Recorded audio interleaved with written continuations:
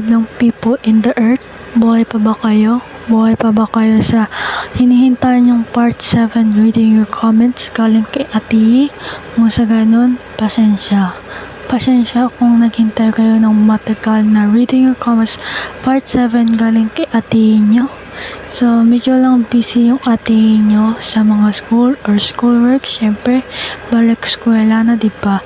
So, yun yung reason ko bakit natagalan itong nag-upload yung Reading Your Comments Part 7. At alam ko yung Reading Your Comments Part 6 ay na-upload noong July 21.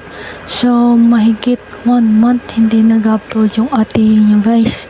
So, today is back. Today is Ati is back. So, ito na yung Reading Your Comments Part 7. At try ko yung best ko na mag-upload ng early videos na mga Reading Your Comments. So, yun lang. Reading Your Comments Part 7. Let's go! Unang comment sa Reading Your Comments Part 7 galing kay Captain. Pa-accept sa Roblox. Relax na. Lagi kang nagko-comment. Lagi kang pero support. You're a supported fan. At ito na yung reward mo. Na-accept ko na yung friend request mo. Sana masaya ka na.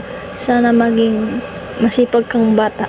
Ate, Facebook page niyo? Magaling tanong yan. Salamat nag-comment ka na rin. Bakit ba wala pa tayong Facebook page? Ewan ko. Pero ang alam ko lang ay kailangan natin maghintay ng mga 180 days or mahigit ng 1 year.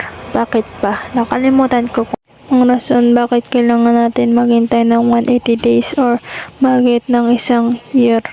Pero ang alam ko lang ang kailangan natin gawin ay magtiis, maghintay hanggang maka-notify si Facebook sa akin na ni-reunite or binanik na yung Facebook or official Facebook page natin na ginawa ko. Yun lang yung rason. Wala nang ibang rason. Yun lang.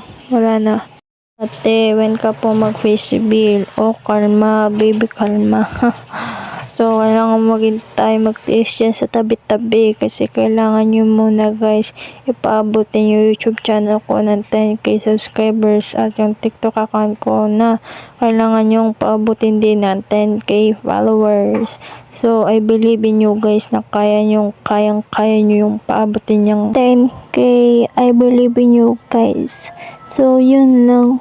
Follow and comment for part 8.